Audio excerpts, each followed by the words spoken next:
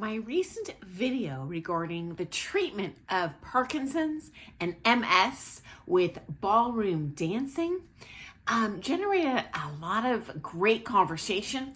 And these comments really got me thinking about how American culture holds ballroom dance back compared to most other countries in the world.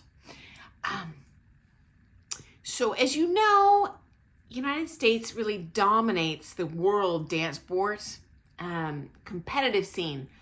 But in my opinion, that's based on the finances here. And the pro-ams, again, my opinion, are really the rocket fuel, like fueling that American dance sport economy, making it so appealing for all those elite level pros to come here and live and coach, because they can charge out the wazoo, and they do. And we benefit as an American culture in the dance world.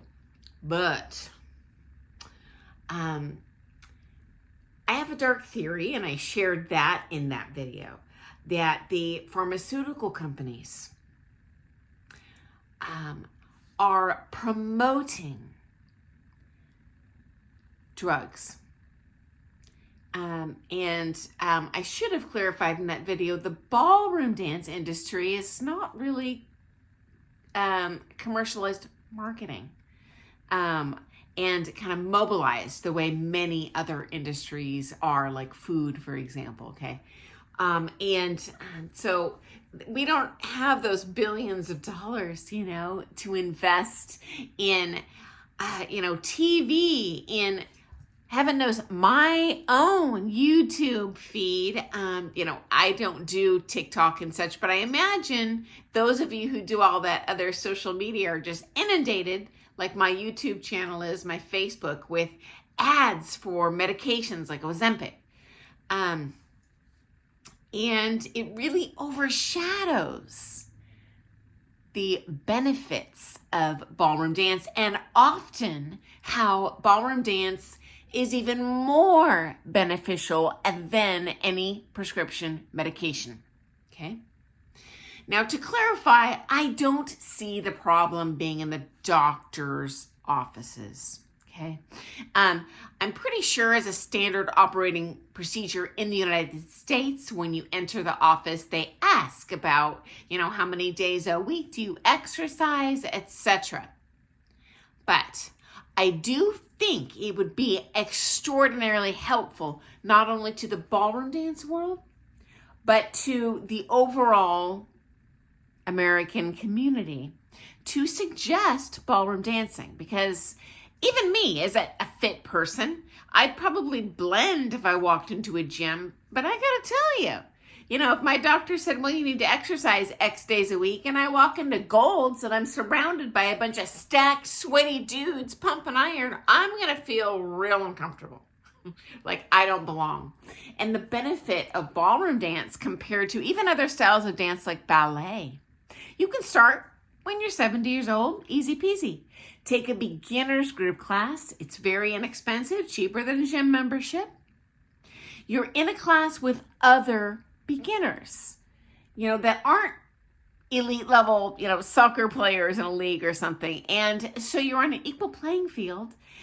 So not only is it not intimidating, but there's also a social benefit of getting to know people, because while you're dancing and changing partners, you're meeting new people. You're going there beforehand, you're chatting. Most people don't do this when they show up to a gym class. Hey, what are you doing at the gym? We all know what you're doing here. You're probably trying to, work off that pizza you had for lunch, right? And so I do wish, when I'm queen, doctors will recommend ballroom dance as a good option for that exercise kind of path to add to their lives, okay? And frankly, in terms of pharmaceuticals, it's not legal here to market cigarettes to the public. They did when I was a kid, but that was the dark ages.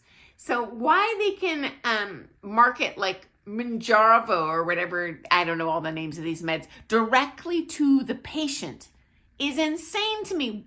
they should, and do, my understanding is, market to the doctors, to the nurses, to the medical professionals who can make an informed decision and guide the patients. But to go right to the patient, this to me, I can't even believe it's legal. I think this is going to change in the United States at some point.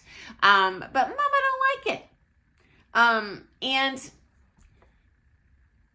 I think in my Facebook pages, Facebook is the only other kind of social media thing I use. Welcome to friend me there. And I'm in a variety of moms groups, not really so many dance groups, but being a wife and a mom. And I'm just stunned by the number of seemingly fit ladies posting on there, hey, my doctor won't prescribe XYZ prescription weight loss pill.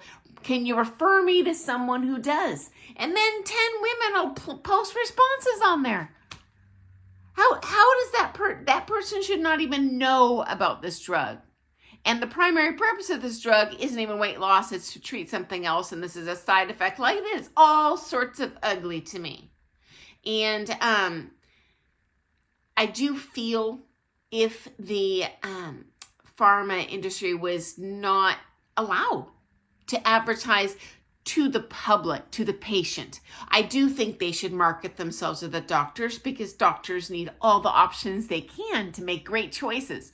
Because any drug is going to be wonderfully beneficial to many people, but it's got to be the right people, right?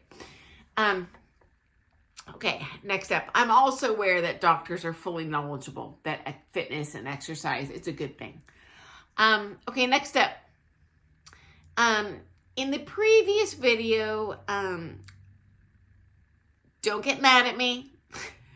I touched on this. In my opinion, Americans are a little lazy. Okay, maybe a lot lazy compared to other cultures. Please don't flame me, guys. I'm just sharing my personal opinions and observations. You know what? Go to Holland. How many people are going to see on bikes? How many people are you going to see on bikes, here? People fight over the nearest parking spot to the grocery store entrance so they can go in and buy gummy bears. It's insane. Someone tries to cut in front of me and get a spot. I'm like, hey, go for it. I can walk 10 more feet. It's not going to kill me. And it's even worse this day and age, friends, with the proliferation of the meta. Okay? People are living their lives online. This is an amazing benefit to ballroom dance. We're actually living our lives. I'm like, you know what? When I am decrepit and literally I can't move and I'm stuck in a hospital bed, I got all the time in the world, to live online. There's even, the games these days are so immersive that you literally can pick your own face, your own body, build a mansion, play a sport. Yeah, it's a thing. Online, doing nothing. Zero actual living and benefit to your life, but it's still hitting those emotional positive hormones. I'm sorry, guys. I know many people do love, their time playing these games, but I do feel it can be addictive. I think they're designed to be addictive, much like unhealthy foods are designed to be addictive. I think especially in the United States, when I travel internationally, do they have cookies and candy? Absolutely. But not as much as we do. I eat very healthy, and I gotta tell you, I'm hunting and pecking in that grocery store to find, those foods that are growing right out of the ground. Or don't have a list of 10 things ingredients I can't pronounce the name of. And so I do think this is, an unfortunate side effect of, again, forgive me, lazy American culture. And I feel that lazy culture, among other things, is really holding back the ballroom dance world. Okay. Okay, final kind of aspect of American culture. Another problem is, and I'm painting with a broad brush here, just compared to what I've seen internationally. Americans make very good money. They have deep pockets. We have access to a lot of pills that'll do things for us that they don't have in the rest of the world. Okay, so if you don't have a magic pill to clean your fish tank, you got to reach in there and scrub your own fish tank. They don't have a choice like we do. Now, first world problems, because that financial wealth is what's, in my opinion, the foundation of us having the best dance sport competitors in the world. And I love that. But, the downside is, even with like cheap gas, we have so much money, we can drive somewhere cheap and not walk there, right? We can purchase a medication and then be lazy, sit on our butts at home and eat ding dongs and still lose 50 pounds, right? We can go online.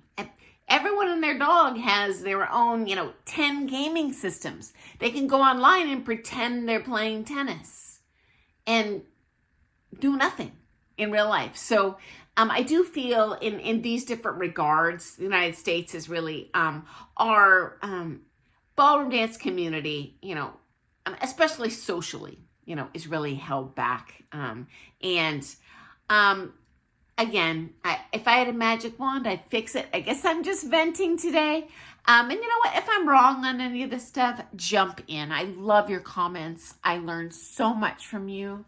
If you have questions or want me to elaborate, always ask. I'm always looking for new stuff to talk about you guys want to hear about. And thank you so much to our doctor friend who commented on that Parkinson's MS video, because their perspective as a doctor, really got me like, oh man, I really glossed over that. So anyway, that's my 2 cents, guys.